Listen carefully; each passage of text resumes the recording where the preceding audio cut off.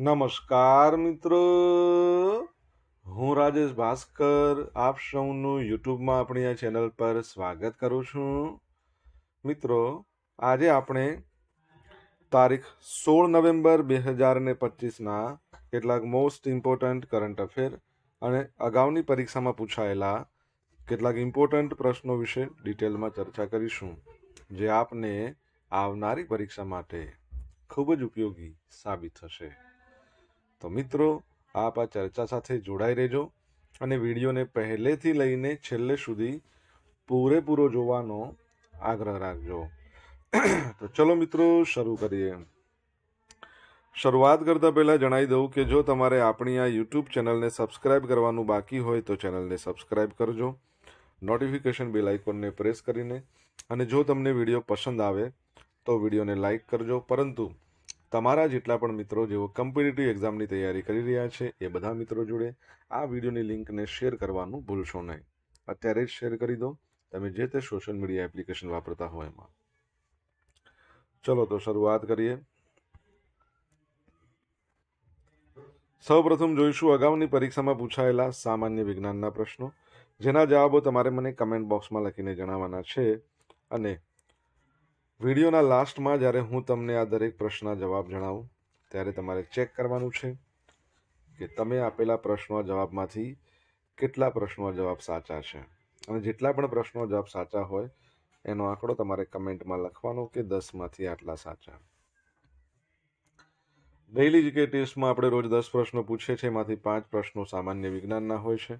બાકીના જે 5 પ્રશ્નો છે એ ગુજરાતના ઇતિહાસના પ્રશ્નો છે. તો તમે તમારા આન્સર આપો નીચે કમેન્ટ બોક્સમાં, અને હું આજના કરંટ અફેરનો પ્રથમ પ્રશ્ન છે એની શરૂઆત કરું છું.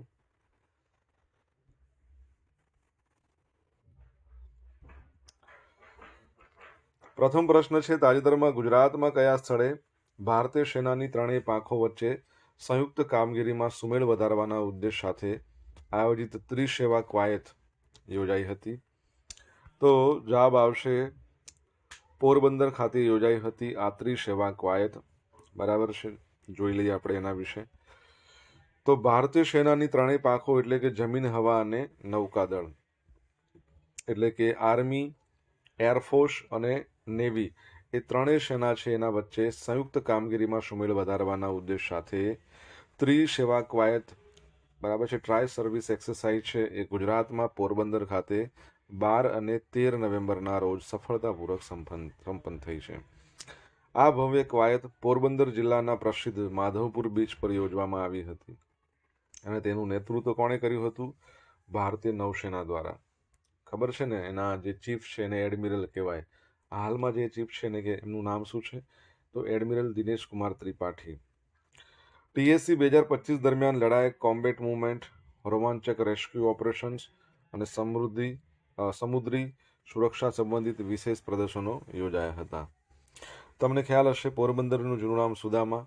ગાંધી બાપુનો જન્મ થયો હતો પોરબંદરમાં, અને એ સ્થળ છે અત્યારે એને કીર્તિ મંદિર તરીકે ઓળખીએ છીએ. આ ઉપરાંત યાદ રાખજો, પોરબંદર હવે મહાનગરપાલિકા બની ગયું છે. છાયા નગરપાલિકા, મહાનગરપાલિકા, બરાબર છે. તો એ પણ યાદ રાખજો. તમને ખ્યાલ હોય તો રિસન્ટલી ત્યાં એક સાયકલની ટુર્નામેન્ટનું આયોજન કરવામાં આવ્યું હતું. ખ્યાલ હોય તો તમે જણાવી શકો છો કોના દ્વારા એનું આયોજન થયું હતું, શું હતું એ ટુર્નામેન્ટનું નામ? બરાબર છે, કમેન્ટ બોક્સમાં લખીને જણાવી શકો છો. દર વર્ષે રાષ્ટ્રીય પ્રેસ દિવસ ક્યારે મનાવવામાં આવે છે? તો આજનો દિવસ એટલે કે 16 નવેમ્બરના રોજ દર વર્ષે રાષ્ટ્રીય નેશનલ પ્રેસ ડે મનાવવામાં આવે છે. તો 16 નવેમ્બરના રોજ પ્રેસ કાઉન્સિલ ઓફ ઇન્ડિયાની સ્થાપનાની યાદમાં દિવસ મનાવવામાં આવે છે, જેની સ્થાપના 1966માં કરવામાં આવી હતી. રાષ્ટ્રીય પ્રેસ દિવસ ભારતમાં એક મુક્ત અને જવાબદાર પ્રેસનું પ્રતીક છે, કારણ કે press council of India media માટે નૈતિક દેખરેખનું કામ કરે છે. તમને ખ્યાલ છે કે world press freedom index recently આવ્યો હતો છેલ્લે, એમાં ભારતનું સ્થાન કેટલામું? ખબર હોય તો જણાવો કમેન્ટ બોક્સમાં લખીને. મિત્રો, આજે ઓડિટ દિવસ પણ છે. તો comptroller and auditor general of India CAG એ સંસ્થાની ઐતિહાસિક ઉત્પત્તિ અને છેલ્લા ઘણા વર્ષોમાં શાસન, પારદર્શિતા, જવાબદારીમાં એમણે આપેલા યોગદાનને ચિહ્નિત કરવા માટે આ દિવસ ઉજવવામાં આવે છે.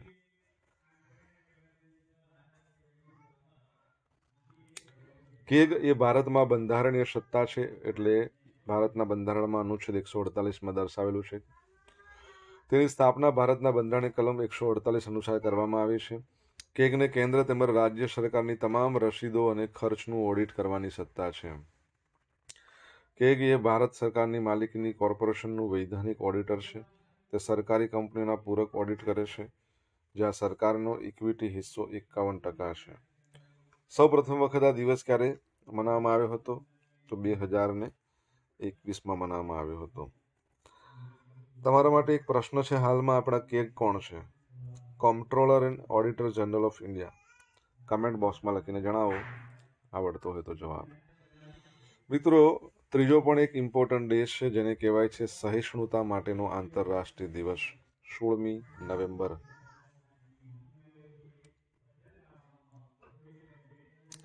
તો અસહિષ્ણુતા છે, એના જે જોખમો છે એ અંગે લોકોમાં જાગૃતિ લાવવા યુનેસ્કો દ્વારા 1995માં સહિષ્ણુતા માટેનો આંતરરાષ્ટ્રીય દિવસ છે એની શરૂઆત કરવામાં આવી હતી. દર વર્ષે 16મી નવેમ્બરના રોજ આ દિવસ ઉજવવામાં આવે છે. ઓકે, આ યાદ રાખજો. ભારત અને સાઉદી અરબ એના વચ્ચે હજ 2026ના કરાર થયા છે. હવે આમાં 1,75,025 ભારતીય યાત્રાળુઓ છે, એના કોટાને મંજૂરી આપવામાં આવી છે. આ કરાર સાઉદી અરેબની મુલાકાતે ગયેલા કેન્દ્રીય અલ્પસંખ્યક જે મામલા અને સાંસદીય બાબતોના મંત્રી છે કિરણ રિજ્જુ, સાઉદીના હજ ઉમરા પ્રધાન ડોક્ટર તૌફિક અલ રિવિયા, આ બંનેની બેઠક બાદ થયો હતો.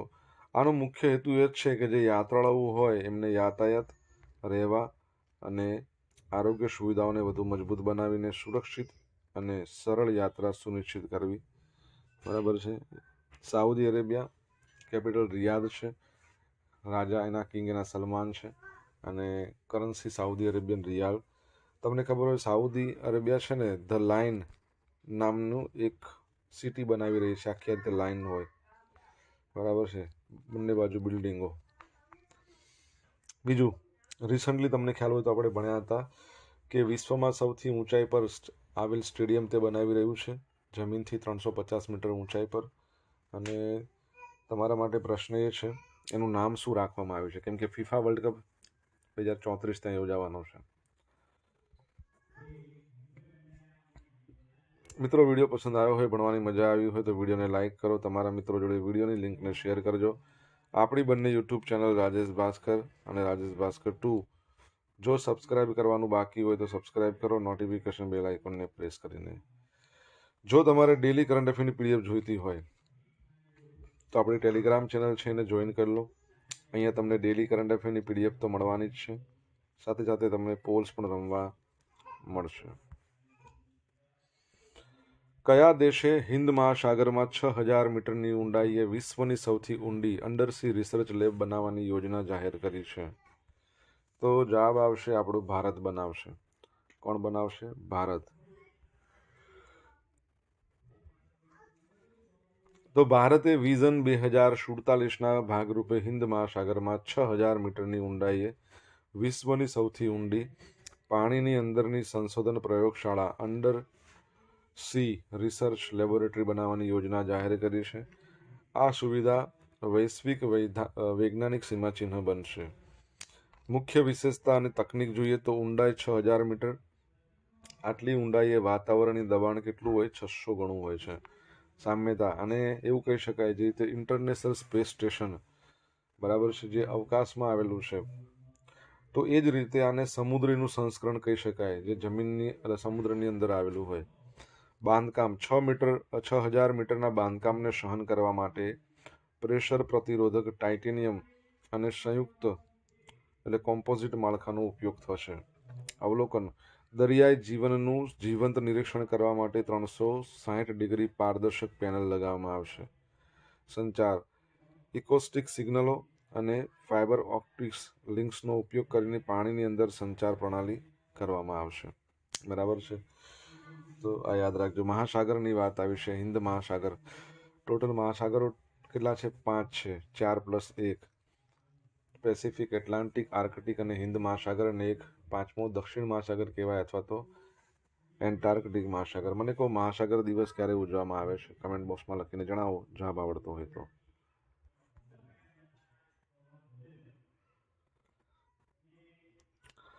હવે મિત્રો વૈજ્ઞાનિક લક્ષ્યો. હવે આ જે ડીપ સી હેબિટેટ છે મહાસાગરના રહસ્યોને ખોલવા માટે તૈયાર કરવામાં આવ્યું છે. જે વિવિધતા તમે જોશો તો દુર્લભ ડીપ સી જીવોને શોધવા, દવા અને બાયોટેકનોલોજી, ડીપ સી સૂક્ષ્મ જીવોમાંથી જૈવ સક્રિય સંયોજનો, આત્યંતિક વાતાવરણ માટે યોગ્ય ઉત્સેચકોની શોધ, ભૂસ્તર શાસ્ત્રીય સંશોધન, પાણીની અંદરની ટેક્ટોનિક અને જ્વાળામુખીની પ્રવૃત્તિઓનો અભ્યાસ, વૈશ્વિક મહત્વ. વર્તમાન રેકોર્ડ. હાલમાં વિશ્વની એકમાત્ર કાર્યરત પાણીની અંદર સંશોધન લેબ છે એક્વેરિયસ રીફ બેઝ, અમેરિકા છે. એણે માત્ર 19 મીટરની ઊંડાઈએ કાર્યરત છે.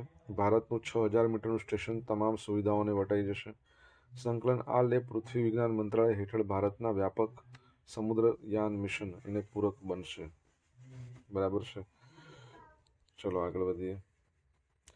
તાજેતરમાં શેખા અલ નોવાઇસને યુએન ટુરિઝમના પ્રથમ મહિલા વડા તરીકે નિમવામાં આવ્યા છે. તેઓ કયા દેશના છે? તો યુનાઇટેડ આરબ એમિરાત, બરાબર છે, યુએઈના છે.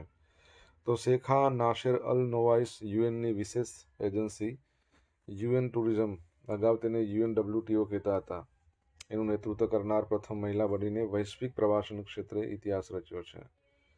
1975માં સંસ્થાની સ્થાપના થઈ હતી. તમારે કહેવાનું છે એનું હેડક્વાર્ટર ક્યાં છે. ત્યારથી 50 વર્ષનો રેકોર્ડ તોડ્યો કે કોઈ મહિલા છે એના હાથમાં કમાન આપવામાં આવી છે. નિમણૂકની પુષ્ટિ. સ્પેનના સેગોવિયામાં 123મી યુએન ટુરિઝમ એક્ઝિક્યુટિવ કાઉન્સિલ સત્ર દરમિયાન આયોજન કરવામાં આવ્યું. કાર્યકાળ. તેઓ જાન્યુઆરી 2026માં 4 વર્ષ માટે પદ સંભાળશે. પૂર્વ ભૂમિકાઓ. 16 વર્ષથી વધુનો વ્યવસાયિક અનુભવ છે એમને. રોટાના હોટેલ્સ કોર્પોરેટ વાઇસ પ્રેસિડેન્ટ તેના છે. અબુધાબી ચેમ્બરના પ્રવાસન વર્કિંગ ગ્રુપના ચેર રહી ચૂક્યા છે. યુએઈનું ગૌરવ. રાષ્ટ્રપતિ શેખ મોહમ્મદ બિન જાયદ અલ નાહયાન એમણે આ નિમણૂકને મહિલા સશક્તિકરણ પ્રત્યે યુએઈની પ્રતિબદ્ધતા જણાવી છે. ઓકે.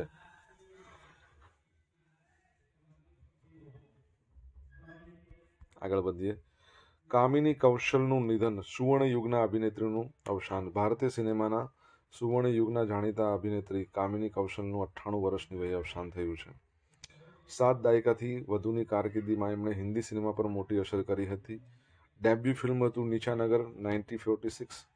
ભારત આઝાદ પણ નહોતું થયું ત્યારે એની ફિલ્મ છે, જેનું ઉદ્ઘાટન કાન્સ ફિલ્મ ફેસ્ટિવલમાં પામ ડી ઓર શ્રેષ્ઠ ફિલ્મ એવોર્ડ એને જીત્યો હતો. મહત્વ. એમણે દિલીપ કુમાર અને રાજ કપૂર આવા દિગ્ગજો સાથે કામ કર્યું અને પછીથી હમણાં રિસન્ટલી કબીર સિંહ 2019, લાલ સિંહ ચડ્ડા 2022 એવી આધુનિક ફિલ્મોમાં પણ યાદગાર પાત્રો નિભાવ્યા છે.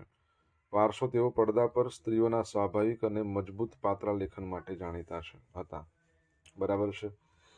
તો યાદ રાખજો.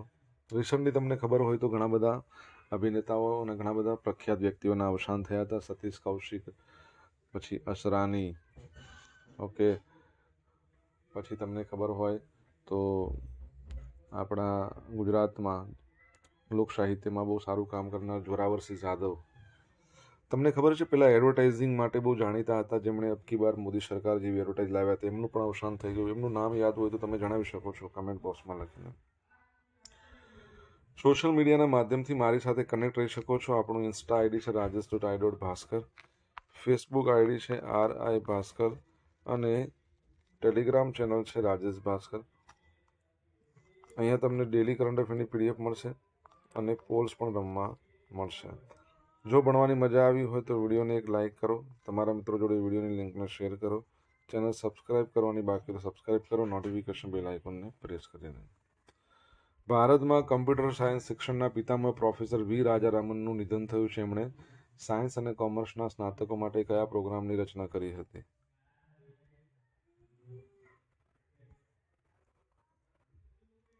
MCA, master of computer application. તો પ્રોફેસર વેદેશ્વરન રાજારામન એમનું નિધન થઈ ગયું 8મી તારીખે 92 વર્ષની વયે ટાટાનગર બેંગલુરુ ખાતે એમના નિવાસસ્થાને. જન્મ 1933માં તમિલનાડુના ઈરોડમાં થયો હતો. એમનું નિધન વય સંબંધિત બીમારીઓને કારણે થયું હતું. એમનું યોગદાન જોઈ લઈએ તો 1965માં આઈઆઈટી કાનપુરમાં કમ્પ્યુટર સાયન્સમાં ભારતનો પહેલો ઔપચારિક શૈક્ષણિક અભ્યાસક્રમ શરૂ કરવામાં મુખ્ય ભૂમિકા ભજવી હતી. તેમણે દેશને ટેકનોલોજીકલ ક્રાંતિનો પાયો નાખ્યો હતો. એમણે સાયન્સ અને કોમર્સના સ્નાતકો માટે માસ્ટર ઓફ કમ્પ્યુટર એપ્લિકેશન પ્રોગ્રામની રચના કરી હતી. 1982થી 94 સુધી ઇન્ડિયન ઇન્સ્ટિટ્યૂટ ઓફ સાયન્સ એમાં સુપર કમ્પ્યુટર એજ્યુકેશન અને રિસર્ચ સેન્ટરના અધ્યક્ષ હતા. ભારતમાં સુપર કમ્પ્યુટિંગ ક્ષમતાને વિકસાવવામાં યોગદાન આપ્યું. તમને ખબર છે ભારતમાં સુપર કમ્પ્યુટરના પિતા કોને કહેવાય છે? વિજય ભાટકર. પણ તમને કોઈ પૂછે કે ખાલી કમ્પ્યુટરના પિતા કોને કહેવાય છે, શું કહેશો? કમેન્ટમાં લખો. એમણે 20થી વધુ કમ્પ્યુટર સાયન્સના પુસ્તકો લખ્યા છે, જે આજ પણ દેશભરની કોલેજો અને યુનિવર્સિટીમાં ભણવામાં આવે છે. એમના જાણીતા વિદ્યાર્થીઓ જોશો તો TCSના પહેલા CEO ફકીરચંદ કોહલી, પછી ઇન્ફોસિસના સહસ્થાપક NR નારાયણ મૂર્તિ. સન્માન અને પુરસ્કારો: શાંતિ સ્વરૂપ ભટનાગર પ્રાઇઝ મળી 1976, પદ્મભૂષણ 1998, અને એવું કહી શકાય કે પ્રોફેસર રાજારામનનું કાર્ય ભારતના IT ઉદ્યોગ માટે પાયાનું પથ્થર સાબિત થયું હતું. ગુરુદેવ શ્રી રવિશંકરને world leader for peace award મળ્યો. તો ગુરુદેવ શ્રી રવિશંકર જે આર્ટ ઓફ લિવિંગ ફાઉન્ડેશનના સ્થાપક છે, તેમને બોસ્ટન ગ્લોબલ ફોરમ દ્વારા world leader for peace and security award 2025થી સન્માનિત કરવામાં આવ્યા છે. પુરસ્કારનું કારણ વૈશ્વિક શાંતિ, માનવતાવાદી નેતૃત્વ, આધ્યાત્મિકતાની મુત્સદ્દેગી તેમજ સામાજિક સુધારણામાં એકીકૃત કરવાના એમના યોગદાનને માન્યતા આપવા બદલ સન્માન મળ્યું છે. હવે ઉલ્લેખનીય કાર્યની વાત કરીએ તો BGFએ શું કર્યું છે કે કાશ્મીર, કોલંબિયા, ઈરાક, શ્રીલંકા આવા સંઘર્ષગ્રસ્ત વિસ્તારોમાં એમના સીધા સંઘર્ષ સમાધાન અને 180 દેશોમાં શાંતિ સ્થાપવાના પ્રયાસોની નોંધ લીધી હતી. પુરસ્કાર અને અન્ય પ્રાપ્તકર્તાઓ સ્થાપના: આ પુરસ્કારની સ્થાપના 2015માં વૈશ્વિક નેતાઓની નૈતિક શાસન અને કરુણાને પ્રોત્સાહન આપવા માટે કરવામાં આવી. અન્ય મહાનુભાવો જેમને આ પુરસ્કાર મળ્યો હોય: જાપાનના પૂર્વ પ્રાઇમ મિનિસ્ટર શિન્ઝો આબે, જર્મનીના પૂર્વ ચાન્સેલર એન્જેલા મર્કેલ, બાન કી મૂન, બરાબર છે, વોલોદિમીર ઝેલેન્સ્કી, યુક્રેનના પ્રેસિડેન્ટ, ઇમ્યુલ મેક્રોન, ફ્રાન્સના પ્રેસિડેન્ટ, આ બધા અગ્રણી આંતરરાષ્ટ્રીય નેતાઓની હરોળમાં અમને જોડાઈ ગયા છે. એટલે એમને ઓલરેડી મળી ચૂક્યા છે આ પુરસ્કાર. ઓકે, હવે મિત્રો જોઈશું અગાઉની પરીક્ષામાં પૂછાયેલા સામાન્ય વિજ્ઞાનના પ્રશ્નો. પહેલો પ્રશ્ન: પારો કઈ રીતે ગરમ થાય છે? ઉષ્માનું વહન થાય એટલે. કઈ ધાતુને ચપ્પુ વડે કાપી શકાય છે? સોડિયમને. રુધિરના ઘટકો ઓક્સિજન અને કાર્બન ડાયોક્સાઇડનું વહન કરે છે. કયા ઘટકો? રક્તકણ. જૈવ રાસાયણિક ક્રિયા માટે કયા વિટામિનની જરૂર પડે છે? Vitamin B. પદાર્થ જે સળગે છે તે તાપમાનને શું કહેવાય છે? જે તાપમાન સળગે એને જ્વલન બિંદુ કહેવાય. હવે મિત્રો જોઈશું અગાઉની પરીક્ષામાં પૂછાયેલા ગુજરાતના ઇતિહાસના પ્રશ્નો. પહેલો પ્રશ્ન: સ્કંદગુપ્ત દ્વારા સૌરાષ્ટ્રના સૂબા તરીકે કોની નિમણૂક થઈ હતી? તો પર્ણદત્તની. ગુજરાતના સુલતાન અહમદ શાહને અમદાવાદની રાજધાની કયા વર્ષમાં સ્થાપિત કરી હતી? તો 1411માં. નીચે દર્શાવેલ રાજ્યો પૈકી કયો રાજવી નીચેના દર્શાવેલા રાજાઓ પૈકી કયો રાજવી સંસ્કૃત ભાષાનો આશ્રયદાતા? શુદ્ધ સંસ્કૃત ભાષામાં પ્રારંભિક તબક્કામાં સૌરાષ્ટ્રમાં શિલાલેખો કોતરાવ્યા હતા? રુદ્રદામા. અલાઉદ્દીન ખિલજી એને ભારત પર આક્રમણ કર્યું ત્યારે ગુજરાતની રાજધાની કઈ હતી? પાટણ. ગાંધીજીની હત્યા કઈ તારીખે થઈ હતી? 30 જાન્યુઆરી 1948, અને શહીદ દિવસ કહીએ છીએ આપણે. હવે જોઈશું ગઈકાલે પૂછેલા પ્રશ્નો. પહેલો પ્રશ્ન: આદિવાસી સમુદાયોને ધ્યાનમાં રાખીને વ્યાપક જીનોમ સિક્વન્સિંગ પ્રોજેક્ટ શરૂ કરનાર ભારતનું પ્રથમ રાજ્ય ગુજરાત છે. UN વોટર કન્વેન્શનમાં જોડાનાર પ્રથમ દક્ષિણ એશિયાઈ દેશ છે બાંગ્લાદેશ. આજે પૂછેલા પ્રશ્નોના જવાબ જોઈ લે. પહેલો પ્રશ્ન શું પૂછ્યો હતો કે પોરબંદરની અંદર શાનું આયોજન થયું હતું? તો 36મા નંબરની all India postal athletics and cycling tournament એનું આયોજન કરવામાં આવ્યું હતું. સેકન્ડ નંબરનો પ્રશ્ન હતું વર્લ્ડ પ્રેસ ફ્રીડમ ઇન્ડેક્સમાં ભારતનું સ્થાન 151 છે, પાંચડો છે. ત્રીજા નંબરનો પ્રશ્ન શું હતો? આપણા હાલના કેગ કોણ છે? તો કે સંજય મૂર્તિ, કોમ્પ્ટ્રોલર and auditor general of India. ચોથા નંબરનો પ્રશ્ન શું હતો? સાઉદી અરેબિયા છે ને એ નિયોમ નામની એક સ્ટેડિયમ બનાવી રહ્યું છે જમીનથી 350 મીટરની ઊંચાઈ પર. 5મા નંબરનો પ્રશ્ન, મહાસાગર દિવસ ક્યારે મનાવવામાં આવે છે? 8મી જૂનના રોજ. 6ઠ્ઠા નંબરનો પ્રશ્ન, યુએન ટુરિઝમ છે એનું હેડક્વાર્ટર ક્યાં છે? સ્પેનના મેડ્રિડમાં છે. 7મા નંબરનો પ્રશ્ન શું હતો? રિસન્ટલી જાહેરાત ગુરુ પિયુષ પાંડેનું અવસાન થયું. 8મા નંબરનો પ્રશ્ન, કમ્પ્યુટરના પિતા કોને કહેવાય છે? ચાર્લ્સ બાબેજ. હવે મિત્રો જોઈશું ગઈકાલના કરંટ અફેરમાંથી પૂછેલા કેટલાક ઇમ્પોર્ટન્ટ પ્રશ્નો જેના જવાબો તમારે કમેન્ટમાં લખવાના છે. પહેલો પ્રશ્ન, 6ઠ્ઠા નેશનલ વોટર એવોર્ડ 2024માં જળ વ્યવસ્થાપન અંતર્ગત શ્રેષ્ઠ રાજ્યોમાં ગુજરાત કયા સ્થાને છે? સેકન્ડ પ્રશ્ન, સુપ્રીમ કોર્ટના તાજેતરના આદેશ મુજબ રાષ્ટ્રીય ઉદ્યાન અને અભયારણ્યથી કેટલા અંતરે ખનન પ્રતિબંધિત કરવામાં આવ્યું છે? જવાબ આવડે તો કમેન્ટ બોક્સમાં લખીને જણાવજો. તો આ હતા આજના દિવસના કેટલાક મોસ્ટ ઇમ્પોર્ટન્ટ કરંટ અફેર. સાથે આપણે જોયું અગાઉની પરીક્ષામાં પૂછાયેલા ઇમ્પોર્ટન્ટ પ્રશ્નોના જવાબોની સાથે. આશા રાખું બધાને ભણવાની મજા આવી હશે. મજા આવી હોય તો વિડીયોને લાઇક કરો, તમારા મિત્રો જોડે વિડીયોની લિંકને શેર કરો. આપણી બંને યુટ્યુબ ચેનલ રાજેશ ભાસ્કરને સબસ્ક્રાઇબ કરો, નોટિફિકેશન બેલ આઇકોનને પ્રેસ કરીને. તો મિત્રો thank you so much for watching this video. Have a nice day. જય હિન્દ, જય ભારત, જય જય ગરવી ગુજરાત.